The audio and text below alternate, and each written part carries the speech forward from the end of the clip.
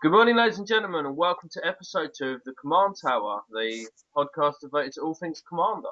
My name is Dan, and I like to use super shitty cards to build super shitty decks that somehow get wins. Okay, good. So today I'm joined by two people. First of all, we have Thomas, who's back again. How you doing, Tom? Not too bad, a bit tired, but otherwise good. Good, good. And we have a new voice today belonging to Adam. Morning, Uh, Adam. Morning, all right? Yeah, not bad. Do you want to tell us a little bit about yourself? Yeah, so my name's Adam. I've been a Commander player for quite a few years now. I'm generally more creature-based than anything else. I'm not much of a combo or control player. I'm currently running 15 Commander decks now. I'm very much a case of I prefer to have lots of options rather than any one particular all-out good deck. Mostly just play casually down the pub with a group of mates and generally stick to 3 and 4 players. You guys sicken me. Too many creatures, way too many creatures. 14 is the right number. No, no, no, no. Excellent. Okay, so that's it for the intro, and we're going to move straight into our first segment. Yes, our first segment is the banned list of Commander. So we're going to be looking at the 1v1 Commander banned list and the multiplayer and house rules that we all may have. So to start with, we'll look at the multiplayer because that's what we're all generally familiar with. To be honest, the banned list for the multiplayer isn't too bad. Like there's the banned list itself is brilliant. Like there's nothing on there which is instantly, you know, thinking, oh, that should be unbanned, and there's nothing that is unbanned which you think should be unbanned, except for one card which I think would be Decree of Annihilation. Yeah, Upheaval is on the list, and Yeah, Upheaval and Decree of Annihilation are very similar. Decree of Annihilation is obviously more because it exiles it, but they are very, very similar cards. they are very similar. I mean, obviously, as we had a previous conversation, just Decree of Annihilation for myself is an entirely different beast because I have a deck that runs just a solid core of 30 Planeswalkers, which Decree of Annihilation doesn't deal with. So to me, it's a win condition, whereas Upheaval just resets the entire game board. Yeah. So that's the only real difference I see between the two. Is if Decree of Annihilation, I feel you can if you use the right deck, you can use it more. Whereas Upheaval, it's quite hard to really get advantage off that. That does just reset everybody. One of the other things that I see actually on this, looking through it again, actually, is Ancestral Recall. I know it's a power 9, but making someone draw 3 cards in Commander just I don't know. I think it's just obviously the low mana cost, the ability to repeat spells. yeah, you're probably right because like putting it on something like Isochron Scepter, Scepter, just like two draw three, two draw three. or in a It's deck like that lets you replicate a spell, such as Djinn Illuminatus would go mental with yeah, it. Yeah, yeah, there's a reason it's there. yeah. Oh yeah, Like, definitely. Protean Hulk, maybe another one, but it depends on sort of how bad you're going. If you're playing like 1,000,001 zero power then, things. then you're cheating because you can Oh only no, have it's them for not. No, cards. it's converted mana cost, isn't it? Well, Yeah. no. If you're playing like a hell of a lot of really really cheap creatures, I can see why it should be banned. But a CMC of 6 overall, that's Yeah, pretty like the worst I can think you can do with it is just like, oh, my Protean Hulk dies. There's a worm coil or something silly like that, yeah, or like a it is one that Titans. I've always been surprised is on the ban list in Commander, but I've never tried to use and abuse it because it's been on there. So I don't know. Yeah, yeah. I Someone must have found something to break it. Yeah, but then there's things like Sundering Titan. And you look at that, and Yeah, you just go, "Yeah, there's a reason why that's there, and we can all see it." It's just it comes under the same sort of thing as for me, Decree of Annihilation, Upheaval, and yeah, to a point Armageddon. But with Armageddon's a bit different beast because there's a lot of recursion in Command. yeah. Now, say Armageddon's one of our house ban list ones in our area. Yes, and since you've mentioned a house band list, we may as well move on to a house band list. So, house band list is simply things which would be banned or unbanned depending on, a group's preferences. Like, I've never sort of worked with a house band list, but the one thing which was brought up in one group that I was part of was making it so that you could use the Nephilim from Ravnica, which were the four To use them, using them as commanders. Yeah, so that was one of the ones which came up, and nobody ever took sort of advantage of it or used it. But they really should be legendary creatures. Yeah, well, there's currently no way to field a 4-colour deck other than using Reaper No. King and ignoring one colour. Yeah, or like Child of Alara. But yes, I think that's one of the house rules, and I actually think that should be made an actual rule with Commander because it's a decent one. The creatures themselves are generally awful. There's a couple of them which are good, but they're pretty bad. But they give you access to 4 colours. Yeah, it's basically what it is. No, I do agree on that. I mean, ourselves, even though I say Armageddon's banned, we don't actually have a house ban list. It's more of a case of we have a house frown list. You're allowed these cards in your deck, but don't expect to get invited back to the table if you keep using them. Armageddon, of which is one that's on the list. Oddly enough, Grave Pact is one that's on the list. That doesn't go down well any time it hits the table. As in the frowned on list. As in the 4-mana 3 black 1. Correct. Then you guys must love Martyr's Bond. Oddly enough, hasn't actually been used as of yet. Oh right, okay. I think everyone's probably stayed away from it and realising what it would be. But I mean, in our game group, I mean, we kind of have almost an unwritten rule of land destruction's kind of almost a little bit taboo. We kind of play what we refer to as tactical land destruction. It's completely acceptable to blow up a land when it's a man land or like or if it's a Vault of the Archangel or a Kessig Wolfrun. They're completely acceptable. But directly hunting mana land just to mana screw someone, because we're we're all a group of friends and not playing for anything other than spending time together, very much frowned on in our group. I completely agree with you. Like I run Tech Edge, Ghost Quarter, and I'd want to run Wasteland and Strip Mine in all my decks, just to be able to go, oh, that's a Nykthos, that kind of needs to die really quickly.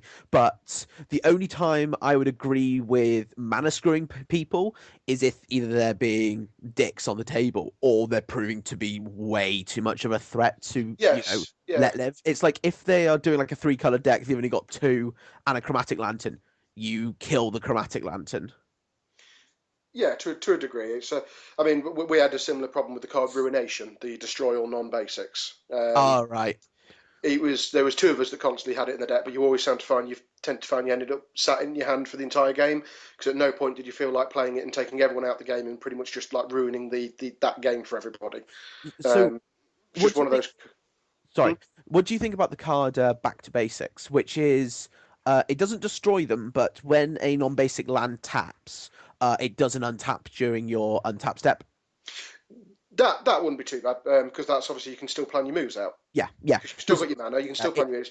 I mean, I run the I can never remember his name, the Green Praetor, which has a similar kind of effect on all land. It's essentially the same thing but in blue, and it's a 3-mana enchantment. Yeah, that kind of thing. It doesn't matter because you've still got the ability to deal with that because most decks have the ability to remove enchantments. Indeed. Do you have any input, Dan? I do, yeah. There's a couple of things. When we were talking about cards that should or shouldn't be banned, my personal view of it is that Painted Serpent should come off the banned list. I don't see any problem with it. If it's Iona that's going to be the problem with it, then ban Iona instead. Quite simply, because Iona can be a problem even without Painted Serpent.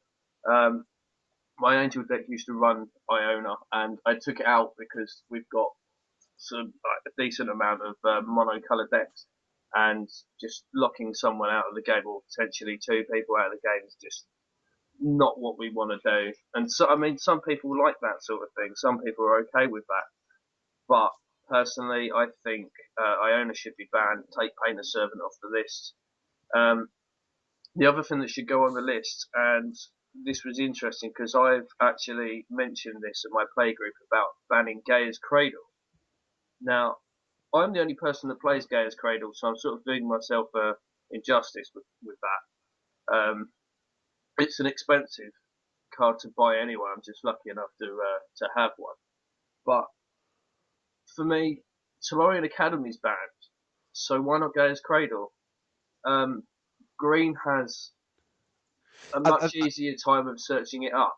So Why I think can't that be banned as well? I think the issue is that first of all, blue is not supposed to be a ramping color. Obviously, you can put stuff into blue decks, Yeah. but it's also the sheer fact that it looks for artifacts, and Commander is a very artifact-centered format because you play your lands and then you play your ramping artifacts. Yeah. And if you play a land, if you go like first turn land Soul Ring, and then you tap your Soul Ring for a signet, and then next turn you go Talarian Academy. That's what 1, 2, 3, 4, 5, 6, 6, 7 mana on turn 2. Like, and if you run your deck right, that could be incredibly consistent.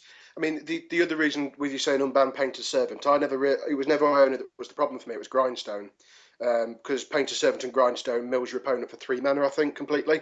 See, I actually thought Grindstone was on the banned list. It's on the 1v1. Yeah, it's not on the multiplayer. Yeah, so as we've just mentioned, the 1v1, maybe we should move on to the 1v1. Now, the 1v1 seems a bit.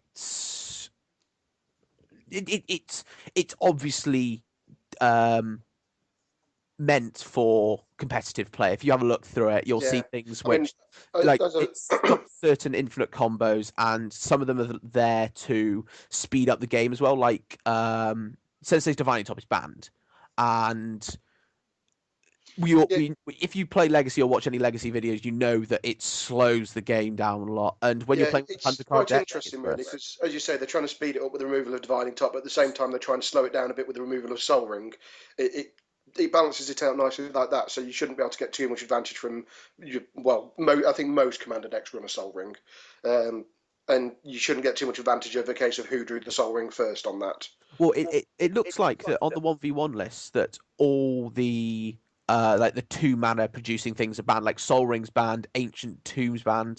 City of Traitors isn't banned, but City of Traitors in Commander is just awful, to be honest, because you have to, when you play it, if you play another land, it's gone. And you want to keep playing land consistently and like. The other one, Temple of the False Gods, isn't banned, but it's 5 land. There in that you need 5 land. So yes, Crucible of Worlds is a weird one, but I can understand why it's there, because you just go turn 3, like Crucible of Worlds, just go fetch land, crack the fetch, play the fetch, crack the fetch, play the fetch. It's not just even that; it's also like Strip Mine and. Obviously, because is Strip Mine on the ban? No, Strip Mine's banned there, isn't it? Yeah, Strip Mine. I was just looking down. Yeah, I was just reading it down. Yeah. Yeah, well, you can see why Strip Mine's banned in a 1v1 format. You can see why it's banned in a 1v1 format, because in multiplayer, like, it's like True Name Nemesis. True Name Nemesis in a multiplayer format is awful. Because it's only 1 protection. Yeah, so it doesn't take much for someone else to cap it off and make a friend. Yeah. Which, let's be fair, Commander's always about making friends. Apart from few combo players. Never not Cyclonic Rift. That remind, like, I haven't played. Personally, I feel Cyclonic Rift should be on the ban list, but that's another story. No. I don't think so. It's 7 mana, and it's blue's only way in doing anything, really. I agree entirely. It shouldn't be banned. It doesn't mean I ever have to like it. No. I play it, and I don't particularly enjoy that either. So yeah, one of the other things that, because I did mention this to my gaming group as to coming on to talk about the ban list, one of the things they asked me to bring up was the use of gods in Commander. Now, what do you guys feel about actually having a god as a commander?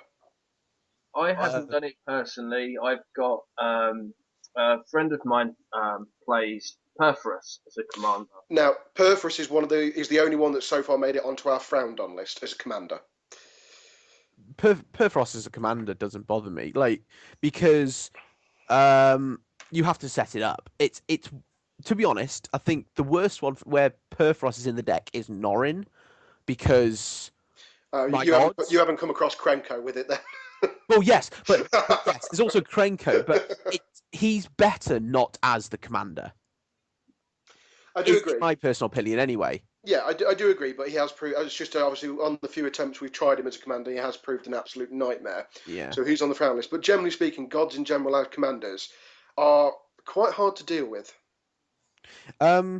Yeah, I use Athara. I've actually made an Athara deck, and there's some silly things you can do, especially with White Mane Lion. It's a 2 mana 2/2 with flash that when it enters the battlefield, you have to return another creature you Yes. control. So you play it in your turn, you turn it. So in their upkeep, you draw a card, Yeah, and it's then two when two mana you to draw play a it card again, each you bounce turn. it back to your hand. Yeah, it's essentially you get to pay 2 mana to draw a card every turn.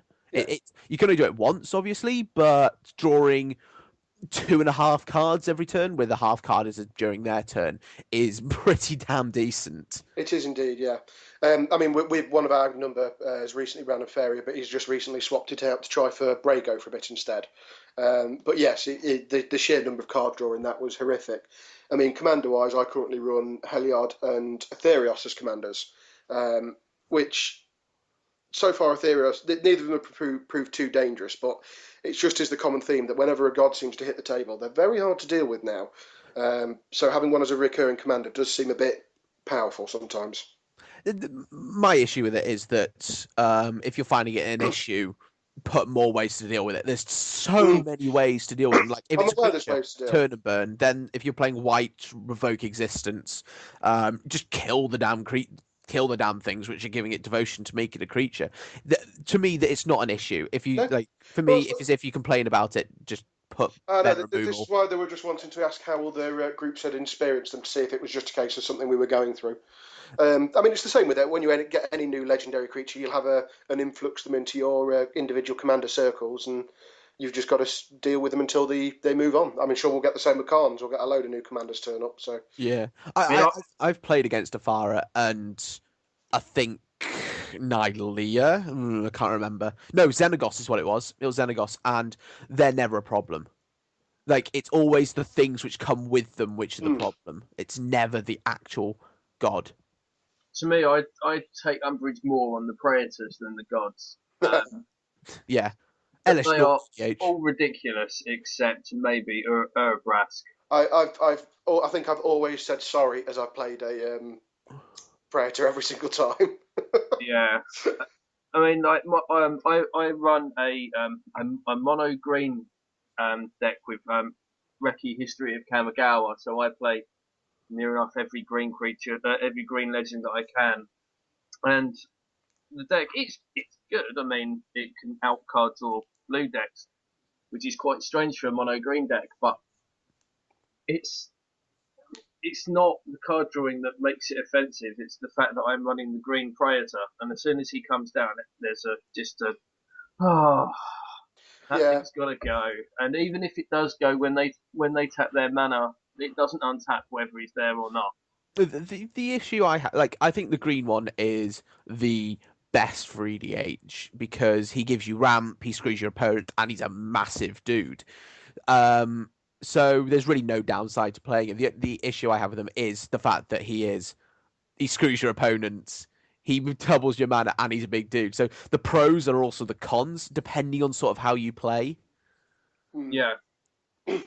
See, the interesting thing about my play group as well, I just want to mention this, and this is going to sound like hell to some people, but we actually don't use the banned list at all. We have no cards on our that are banned in our play group.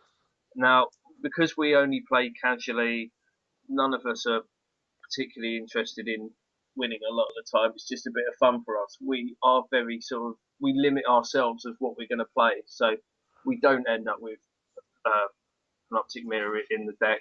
Um, but what we do is we say there is a limit to the amount of band cards you can have in a deck, and that is one. Um, I mean, we've tried to have someone push it where they've played the Green Primordial and Primeval Titan. That They that's they yeah. got glared down. That's ridiculous. Like Primeval Titan, I can half understand because he it's yeah, but in multiplayer, the Silver and Primordial is crazy. The fact you can just He's drop it and horrific. just go rip all that out from underneath you. Here's some stuff. Then you just go flicker it, just like Conjurer's Closet. End of turn, comes back in, rip all that from underneath you. Here's more land. Oh look, I've taken all the land out of my deck. All I'm ever going to draw now is gas. Yeah, no, that is. I really don't like the Primordial. I don't have a problem with Primeval Titan, other than the fact it can go and get Gaia's Cradle. But I don't play Primeval Titan, so I mean, Yeah, I don't think I even own one. I think the problem with Prime Time, if you generally put it into any normal green deck, it wouldn't cause an offence. In a deck where you want to get certain lands out, it's horrifically powerful. Even in Azusa, like Azusa, which is basically the green ramp deck, there's basically not much better except Rafelos, but he's obviously banned. Raffaello's only banned as commander, isn't he? Yeah, he's only banned as the commander. You can still play him in the deck, but you can't play him as the commander because being able to go turn 2, my commander, and then like the next turn you can start adding like 3 mana just by tapping him and then tap your lands. It's just Well, I think crazy. the problem with him, there was a combo that let you play Genesis Wave for nearly unlimited mana on turn 3 with him. Oh, brilliant! I love that. That's just I'm brilliant. sure that's what got him banned. I think as a commander. Yeah. I'm trying to remember what the card was that let you do it, but there was an artifact that I'll see if I can find it. Just have a quick look, but carry on. Yeah, no, like the band list, the multiplayer band list is pretty solid. There's probably 1 or 2 things in the game that are currently unbanned, which I think probably should be banned, but it's pretty good. There's no Yeah, two ways about it. There's nothing wrong with it, but there's obviously a lot right with it. I think it just feels a little bit too disjointed for me. So, for Well, example, it, like if Tolarian Academy's banned, Gaia's Cradle should be. I mean, again, I'm the only one that plays it in the group, and it's in my legend deck. It doesn't draw me a card, but it is legendary, so I'm trying to keep the feel through the deck. But personally, I do apologise every time I play it because it's not just going to make me 2, 3 mana. It's going to make me 5 or 6. Well, we do forget that there is a line just before you look at the ban list on the multiplayer, which is the following is the official ban list for the Commander games. These cards, and then in brackets, and others like them. So technically, the things that we talk about are banned, but they're not specifically named. Yeah. But it says these cards and others like them should not be played without prior agreement from the other players in the game. I think it's more of a suggestion than the rule. yeah. I would say with the fact that EDH is a casual format, that it's just a case of what your group wants to go with more than anything else. Yeah, But if you're ever going to meet and play with new players, stick to the ban list yeah. until you know what they're like. Yeah. It's the Pirates of the Caribbean pirate code. They're guidelines more than rules. Yes, that seems quite a good way of putting it. Yeah. Just a quick question before we move off this topic. If you got the power to ban one legend as a commander, who would you ban? Ooh, My personal one, and I'm going to have to apologise to my mate here because he runs this and he loves it. But for me, it's Azusa Lost but Seeking. Um, because when you play Azusa Lost but Seeking, unless it's countered, they're getting at least 2 extra lands off of it, and I hate it. And the fact that land destruction is taboo, you can't properly deal with it. Like if they go, I don't know, let's say for example, turn 1, Forest, Birds of Paradise, turn 2, Azusa Lost but Seeking, land. They're already technically 2 turns ahead. Yeah, because you can't respond to them playing land because I'm pretty sure land doesn't use the stack. No, no. land's its No. own special action. Yeah. If for me, it would either be if it had to ban like a proper commander, it would be Rafik because he's just ridiculous. He hits the board, and then if you don't solve him, you've lost. Um, if I was to ban a commander simply to sort of help newer players, I'd probably ban Kalia because even though I love Kalia and the idea of the deck, she is a trap in that that deck is either amazingly good or horrendously bad. As in, when you first start playing, it's going to be bad unless you really know what you're doing and you've copied someone else's list. The Quite thing is frankly, for me with Kalia is this is the reason I don't like it. There's no thought that goes behind it. I mean, my decks are very well thought out. They're normally themed. This is one which isn't. You just fill it with demons, dragons, and angels. It doesn't really matter which ones, and you just fart them out into play. The only problem I've found with the one that's in our play group is the lack of drawing cards, really. Yeah, it is an issue for Carlia. There's two ways you can play her. You can either just play her as just keep swinging with her and dumping her into play from early game, or you basically play a control game where you just basically just grind the game out, control everyone out, and then just go Carlia, swing, drop something, swing, drop something, and by this time they have nothing to deal with it. You've grinded them out so hard, and you can set it up in like a 1v1 game where it's significantly better because you just play like, whereas in multiplayer, like things like Thoughtseize and Inquisition and Kozilek and all that are awful. In 1v1 for Kalia, they're amazing because it's just like, I'm going to remove that bit of removal and that bit of removal and that bit of removal. Then I'm going to play Kalia. I'm going to put boots on a swing, then play Avacyn, and now you can't solve it. Yeah, I mean, Yeah. we've certainly had the situation come up once where I was playing mono blue and Kalia comes to. I don't play counter spells in mono blue either. This is an Ocean Fiend deck, and there are no counter spells that work with that other than the Disrupting Shoal. But yeah, they went put Kalia into play, give her Shroud and Haste, and then drop Iona named Blue. That's it. I'm done. Yeah, that's great. That's one of the reasons also why in my Azami deck, because obviously Azami's mono blue, I play Nevinril's Disc and Oblivion Stone because there's always going to be the need for a board wipe. There's always going to be something that's just going to screw you over. Oh, I also play All Is Dust, but Yeah, see, they don't fit the theme of my mono blue deck, so. I guess. Okay, what about you, Adam? Is there anything that you'd want to ban, given the power? Yeah, they've both been mentioned so far. The only two, it's in fact two, and they're pretty much kind of almost hand in hand. They've been mentioned repeatedly. Is both Iona and Avacyn as commanders. I hate them. As commanders? Yeah, it's the recursion. Obviously, I don't mind them when you have to just deal with them once. But the thing is, like they're 8, 9. I think they're both 8, aren't they? They are, Yeah. yes, but I would Yeah, they're say both. if you're building a deck that's designed for that, even white, you can get there in mana without too much problem with things like land tax and so on and so forth. It's not that difficult. I agree, but they can't be cheated into play, No, unlike they could be if they were in your deck.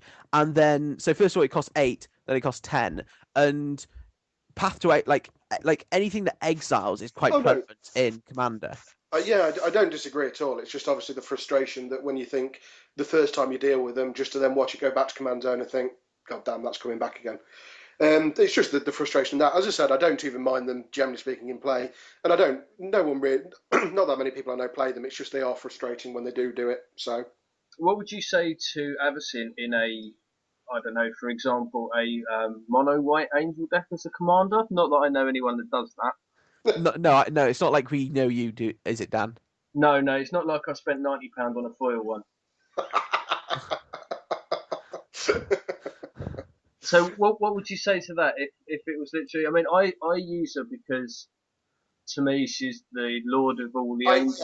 I completely understand, and the theme fits fine.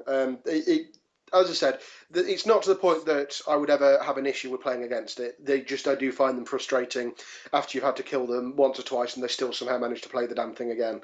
Um, but I would say it'd never be enough to make me not play a game. That's for definite. Sure. Okay. I think that's I think we've covered near enough everything on the banned list. So should we go into our second section? Mm.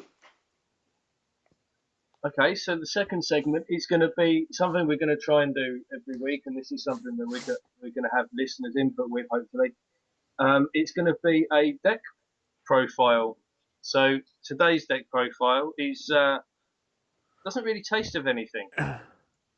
It's my vanilla army deck. So in the description to this cast, we're going to have a link to it, so you can all have a look at it and laugh. And be kind. Yeah, yeah. Please, Don't be please kind. be kind. Don't be kind. Don't be kind. He doesn't deserve the kindness. This deck's better than it looks, but yeah. So we're gonna do a profile of this. Now we're not going to go through every single card because we would be here forever. To be honest, saying it's better than it looks is like saying that a card will be good after rotation.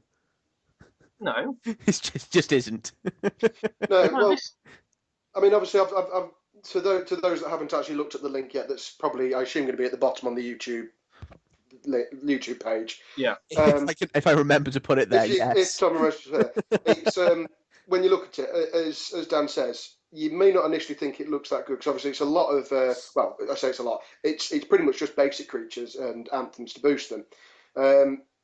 Now, initially, I mean, my initial thought when I first looked at it was that's not that great, but at the same time, this is the kind of deck that, as you play the creatures, up until the point that it came to the tipping point where you could get really aggressive with it, I wouldn't deem any of them for a threat, so I wouldn't try and remove them. And then you suddenly get to a point where, hang on, there's quite a lot of them now.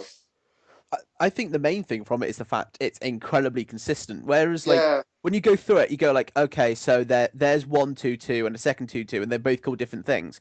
It doesn't matter. They're both exactly the same thing. They're a 2/2 for two yeah, mana, which hit for two. It's yeah. I have a feeling that playing against it, you'd be under constant assault from nothing ever particularly large, but as I said, nothing you particularly want to burn a path to removal on, a path to exile on, or anything like that. It just after removal. path to removal, yeah. It just throw up a little bit of a challenge in the fact that you're trying to work out, well, do I need to remove that now, or is something bigger going to come out, or yeah. I'm not quite sure. Without looking at the deck list first, I'm not quite sure how I'd deal with that coming across the table at me. I wouldn't know what to expect. The difficult thing with playing against it, I mean, I have played against it as well, and it was very, very scary. The guy playing it, by about turn 8 was paying 2 mana for 8/8s, and that was very, very scary to sit across Mm, the other side of the table to. But I think for me, the best thing about it is the fact that a 2/2 for 2 is a 2/2 for 2, like I said last week, and you're not worried about having to block with it because it doesn't do anything. So you can block with your grizzly bears. Fine, it dies, but you've still got more. yeah, I Yeah. mean, because obviously going through it, I mean, the point of this was obviously look through it and see, and obviously to make suggestions and things that we'd personally tweak if we were looking at it ourselves. I mean, as I said, having read it a couple of times, I do actually quite like this deck. There's just one or two cards that personally I think are a little bit weak to be in there. Um, Is the it the 2/2 for two, the vanilla 2/2 for No, two? no, no, no, because obviously that's the theme. That's the theme. So Yeah. generally speaking, I didn't even look at the creatures because that's the theme. So I left them alone because you'd only be swapping them out for other vanilla creatures. So there's not really a great deal of point because I mean I'm sure the balance works quite well. It was obviously in the sorceries and the enchantments and the instance that I was really looking at what you could tweak. I mean, obviously planeswalker wise, any token generating planeswalker would work. So that you could go anywhere with that. But the two spells that to me that really jumped out as not being personally ones I wouldn't have in there are the is it the Chatterer Squirrels, the one that just makes a squirrel token with Yeah, flashback? I saw that. I was just like, I don't understand why that's. It's what? Like, oh, it's 1 mana to make a 1/1. Okay, Yeah, cool. And then 2 mana to make another 1/1. Okay, cool. That sounds quite good if you're playing like a 60 card format. It's 1v1, but yeah. in Commander, And, 3 mana for two two likewise, twos. I mean, even I'm not massively sold on Call of the Herd either because it's just two elephants in total for what is it, 7 mana 7. in Yeah. total? 6. Like, yeah. Like They're one. the only two that really jumped out at me as being. I'm sure there's better token generators. Path of Bravery is one that I look at, and Sublime. I love Path Path of for Bravery. Path of, yeah, but it's like as long as your life total is greater than or equal to your starting life total, creatures get +1/+1. Fine, and you get life when you attack, but none of them have lifelink. No. So you like even if you attack with 4 creatures, that's 4 life, which you can be burned through in Commander really, really quickly. 4 life. But I mean, when people leave you alone, though, yeah, you get to 50, 60 life before, Yes, but and if you're people don't even really notice you. They're just so busy looking at other targets, and then they go, "Oh shit, he's up to 60." yeah. I mean, the other only thing that I had against it was, I mean, it's certainly in our game group is, and I know this is kind of a little bit counterintuitive to the deck, is board wipes. I mean, I know obviously you don't want to be board wiping because you have it's a heavy creature deck, but your only real board wipe in there, other than the anti-air, was a steer command. I mean, I was thinking something like Marshall Coupe, that yes, okay, it board wipes, but it also provides you with some more 1-1s to back yourself up afterwards, which hopefully will be boosted by all your anthems. I'd also put what's it called, root-borne defenses in, because you are running a Oh, couple God, of yes. root-borne. You are running a couple of token generators. So like even if you don't get the populate trigger, or get to use the populate properly, they go wrath and you just go, my guys are fine. 3 mana, my guys are fine. Like Yeah. it's good. Like there's a couple of cards that I came up with which I think should go in there. Mirari's Wake. It's doubles your mana and And gives is you it, guys +1/+1. So it's an anthem effect, another anthem effect. The next two I don't know whether you'll like, because it's all about giving things keywords, but I saw that you were running Elspeth, which gave them flying, so I thought it'd be okay. It's True Conviction, which gives them double strike and lifelink, and then a Chroma's Memorial, which basically makes them all into mini Chromas. Yeah, I mean, I don't run those simply because it takes away the whole vanilla part of it. And to be yeah, honest, Elspeth's only in there to just keep making dudes. She's not yeah. Yeah, gonna ever go yeah. up. Yeah, that's what I figured as well. I mean, the other ones I was looking at is something like Beacon of Creation. I mean, that would be an instant swap out for the Chatter Squirrels to me. I mean, making loads of 1/1 insects and then it shuffles back in. Um, Oh, one thing which I've just noticed that's not in there is Elixir of Immortality. oh God, yes. Yes, why are you not running Elixir of Immortality? I never run Elixir of Immortality. I don't think I have a single commander deck without it. Stop, put it in. And Primal Command is pretty good. It lets you tutor, destroys enchantments, gains you life, and it's recursion as well. Yeah, Archangel's Light, maybe. It depends how heavy you want to go on the recursion side. yeah, Like, I always like running lots of incursion. I always run Elixir of Immortality no matter what. Doesn't matter what the deck does. Even if it was going to be a reanimator deck, I would run Elixir of Immortality. Yeah, Elixir's a staple for my decks as well. Because like if someone slams a Rest in Peace and you've got an Elixir, it's just like, so I could either crack this and put my graveyard back in, or lose them all permanently. Yeah. I'll put them all back in. I just love Elixir. It's fantastic, and so many people forget about it as well. And that 5 life should not be ignored. Oh no, no, no! I loved it in Standard recently. I played UWR Control, and you just go. So I'm gonna play this Elixir, put all my stuff back in my deck. Gonna play this Elixir, put all this stuff back in my deck, and you just run 2 of them. And you just loop them, Yeah. and it makes any sort of like aggro deck, which is that wanting to grind you down essentially, is very very good. It's very very good against it. Mm. Yeah, so it's definitely an interesting deck list that I'd like to both play with and against. But obviously, as I said, I'm sure. Well, obviously, everyone has their own interpretation on everything. As I say, there are a few tweaks I would make. To me, the only real criticism I would have against it is, I personally, for me, there's not enough removal in there. No, That's the if there was nothing else, if everything else stayed the same, I would need more removal for myself. there's also too many creatures and not enough instants and sorceries.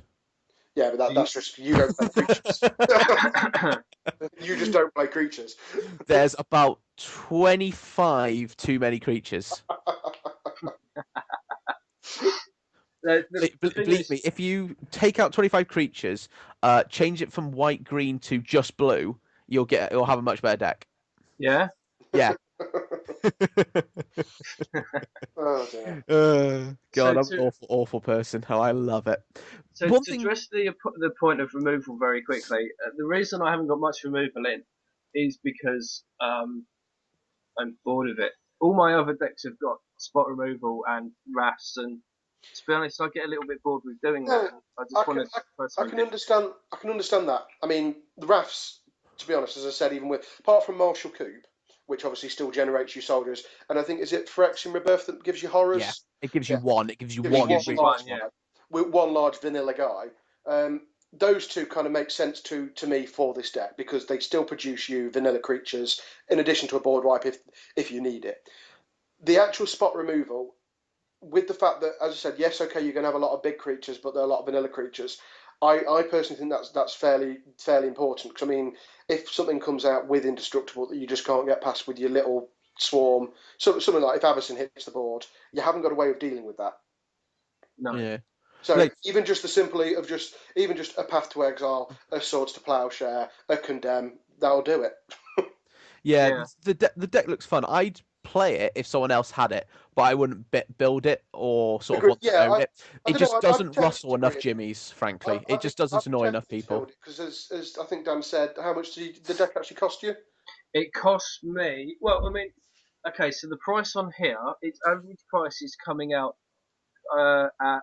It says $528, but I think that's because Elspeth's in it.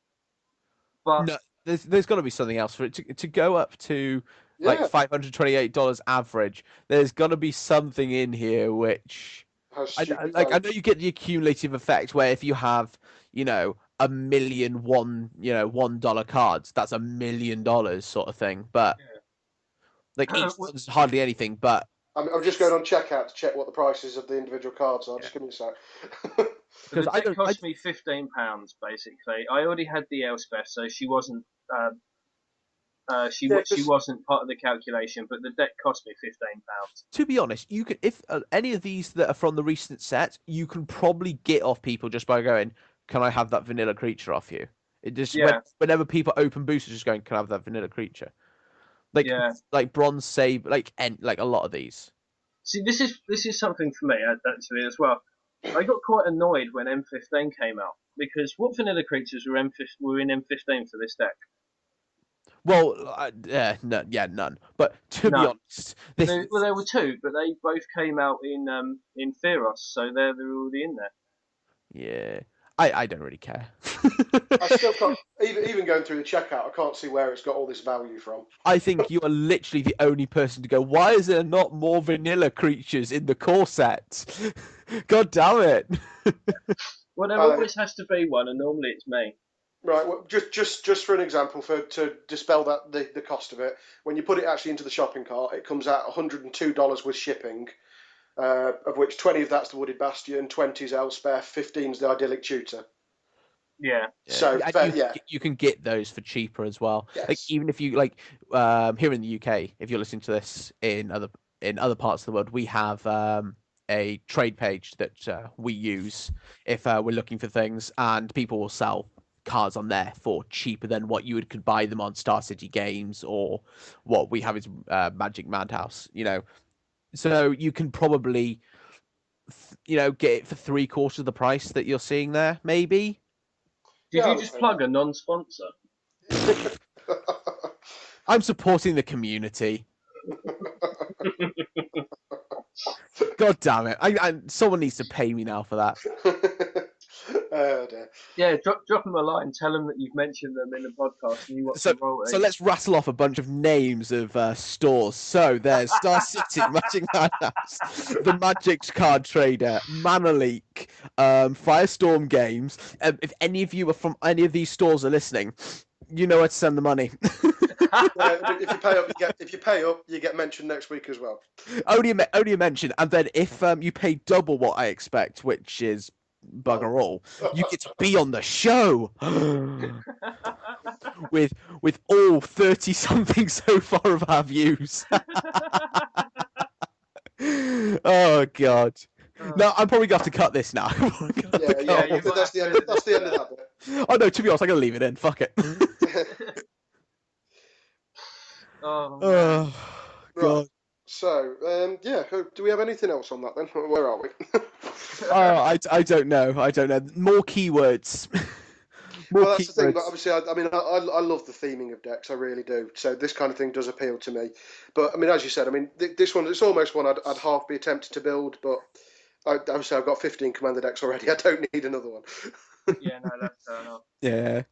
So I think the last section of our podcast, which I guess we should move on to, is card of the week, as we do every single week. My card of the week, as it will be until the end of time or until I get bored of this podcast, is Solemn Simulacrum. If you play Commander and you're not playing some weird vanilla deck, you play one of them. But if I have to choose something else, as I'm probably going to be made to every single week, it's going to be Bribery, because that's fun for absolutely everyone. And by everyone, of course, you do mean no one. I was just like, oh, you're playing big creatures, are you? Yeah, I'm playing like a mono green rampy deck. Cool. I'm gonna play this bribery. Nice foreign collection you've got there. Oh God, I'm such a horrible, horrible person, and I love it. But no, bribery's one of my favorite cards. I've only No, I actually mean, got I it. would agree. I would agree. Bribery is an incredibly solid card, even as a non-control player. I mean, I do obviously have decks that run blue, and the bribery's fantastic. I mean, it's just value in a card. It's incredibly funny if your opponent or people you're playing with are playing Esper, because there's always that chance when you're flicking through that Esper deck that you go, oh look, what is it? I've forgotten the name. I just remembered it. Magister Sphinx. Yeah. So it's like, Mm. oh yeah. By the way, your life is 10. Ah. Yeah, there's it's also when with some decks that obviously need certain key, even creatures sometimes to work. It's if you come across decks that you know exactly what you can go and raid. Yeah. Um, so certainly in a closed play group, bribery jumps in value just because you know what your opponents use regularly. Yeah, and then there's like the fact it's also not too broken as well, because Homeward Path is like another land that you could kind of should always run in Commander. So like they go bribery, like, oh, I'm gonna bribery for 5 mana. Yeah, You like your 13 mana Kozilek. Cool. well that's the I'm thing. gonna like next turn you just go. I'm gonna play this Homeward Path. I'm gonna tap it and I'm gonna take my Kozilek back. Yeah, Oh yeah, I gotta hit you with it. yeah, that's the thing. There's plenty of options, things like that. I mean, there's obviously plenty of stuff that even just unsummons and returns to owner's hand and so on and so forth. So Yeah. yeah, it's not overpowerful, but it is an incredibly nice card. Yeah. So what about you then, Adam? What's your Mine now. I'm not a blue player by nature. I mean, the only blue commander deck I've got was just literally a collection of every single large flying creature I had. That being said, I'm going to pick a blue card for my first one of the week, and it's one that in our commander group I would often say that if it's played early game and no one has an answer to it for a few turns, normally that player will win, and that is Ristic Study. The sheer amount of card draw that thing can give you in a game is scary. Yeah. Um, it, It's early game. It's basically a force spike. Obviously, it, you don't counter it, but that card draw is it's yeah, essentially a it, counter. it's a must have in any blue deck. And as I say, if you can drop it on just turn three, nice and casually, when that early turn in commander, rarely do people tend to have much spare mana because they're trying to get their board set up and get going. I mean, even if you only get say 3 cards of it in that one turn before someone draws an answer to it, that's 3 cards for 3 mana. Um, Yeah, that's nearly as good as it gets, to be Yeah, honest. I would say it is, and I would say if I mean we've had games where unfortunately just because of lack of drawing they've been sat there for most of the game, and I would say whenever that's happened, I can't think of a single game where the person owning the Ristic Study hasn't won just from sheer overwhelming card advantage. It's basically the early turn version of Consecrated Sphinx. And now I know what my card of the week is for next week. So I actually want a petition to get the flavour text on Mystic Study changed to did you pay one? Oh, I have to now get an altered Ristic Study for his army where it yeah, says, did you pay one? yeah. Well, to be honest, I'm about to send some of my cards off to be altered, so I might just tap him up to add that in. Oh, actually, that's probably something we'll cover next time. Is actually alters and foil and pimping and that sort of thing. Yeah. But So, then, what about you, Dan? What have you got? Come on, my let's card of the 3 week, for 3. Blue card. Come on. Face Fetters. Oh, that's not blue. No, that's not blue. That is in fact white. So it's white and 3 colours for an aura, and you enchant permanent, not just creature, permanent. So Soul Ring, I think. No, It's no, not Soul Ring. I've just read it. So when it comes into play, you gain 4 life.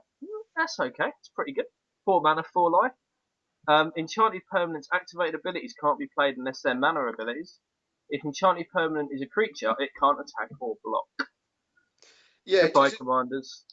I would say it is a lot more useful than I would give it credit for.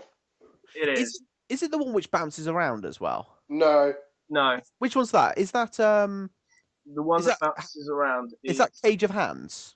Cage of Hand moves. Yeah, you can pick it up and put it down again. And I there's swear one that there's one that which when another creature comes in, you can move it. yeah, I know. I'm trying to think of the name of it. Yeah. Prison Term. Yeah, that's probably Yes. it. Yeah. As Uh, Sorry, go on. oh no, I was just gonna say I really really like Face Fetters. You know, if there's a problem commander that's just activating abilities left, right, and centre, this deals with it. Path to Exile doesn't. It deals with it for a turn or two, I guess. Face Fetters deals with it forever. And it's not like Oblivion Ring as well, which is a card I'm not massively keen on in Commander. Simply because an austere command or something similar with that out means Yeah, the Oblivion Ring disappears, and then whatever underneath it comes back. I've often before O-ringed one of my own creatures before an austere command. Okay, Yeah. so we've pretty much finished the cards of the week now, haven't we? I think so. Okay, so this is something that I haven't discussed with you guys yet, but I forgot about a spoiler which came out the other day, and I am incredibly excited about. It's called Clever Impersonator. Oh right? God, yeah. It's 4 mana clone. You may have Clever Impersonator enter the battlefield as a copy of any non-land permanent on the battlefield. Non-land permanent. Yeah. Clever clone is clever. So Yeah, basically, it's a near straight upgrade to Phyrexian Metamorph, except that you can cast Phyrexian Metamorph for 3 and 2 life, which is a major thing. But this thing is brilliant. It's just like they O-ring your dude, and you just go Clever Impersonator O-ring. It's something that allows you to copy a Planeswalker as well, which is quite scary. Yeah, it's very, very good. Like they play like Big Garrick, the one from M15. They do something with it. Then you go Clever Impersonator, copy their Big Garrick. Oh yeah, your Big Garrick's dead. Yeah, it is. When I saw it, it was just one of those. Oh, yeah. I mean, I can imagine foils of him are going to be in high demand for EDH. I think the card itself is going to be in high demand because it's a mythic. It's not a rare; it's a mythic. No. So yeah. I saw that and I had to bring it up. It's just so good. He's going to be nearly an auto inclusion on most commander decks. I mean, how often is there something on the board you don't think, oh, that'd be really good in my deck? Yeah, like, there's not much else that is worth mentioning. So I actually have to be right back, annoyingly, because Bell's just gone. 2 seconds. Okay, so while he's gone, just so he doesn't quite hear this, if we want to go free for free with Card of the Week with Blues, I'm going to go for the second scene with the Imposter. I don't think we need to. Don't bow into him. Yeah, we won't tell him I said that. No. Well, he's the one that's editing it, isn't it? That's true. Yeah. That's true. Yeah. So we're going to be left with an awkward pause while he's gone. So goddamn post, but it is actually Magic cards, so it is actually relevant. Let's discuss what I got in the post. So I've got 2 cards in the post. They're both from my Marath EDH deck, funnily enough. They are, so this one's quite good. Wooded Bastion, fair enough card. And then on the other side, there's something just goddamn horrible for everyone. It's Vigor. Oh, I do. I've got a foil Vigor, and I love him so much. Oh, it's just amazing. It's like I'm gonna Blasphemous Axe. I'm gonna Chord of Calling for a Vigor. Yeah. We good? Yeah, managed to pick up 2 foil Vigors off eBay because someone had spelt them wrong when they put this lot up, so they were quite cheap. OUR, was it? I can't remember. I just know they were spelt wrong, so yeah. I think I paid a tenner for the pair.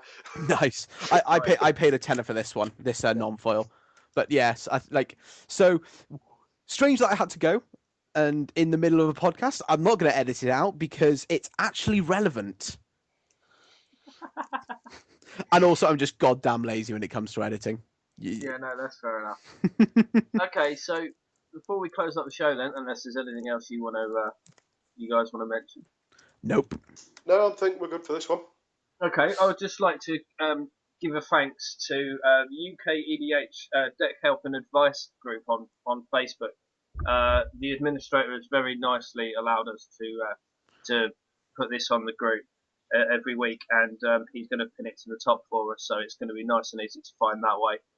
So not only can you find it through that, you'll be able to find it obviously through YouTube, and there's going to be a link to this episode in the link that we're going to provide with the Jasmine Burrell deck in it. So it's going to be on the page. It's going to have links to the spoilers, links to the deck lists, and a bunch of other things. And I'll hopefully find time to do all that because you'll find that I'm an incredibly lazy editor. I will try and cut as many corners as possible. That's fine. Well. That's fine. Okay, so to close off the show, then, thank you very much to our guests. Yep, thank you. You're welcome. So, yep, we'll end the show there, and we'll see you next week. Bye, guys. So, bye. Thanks. Bye.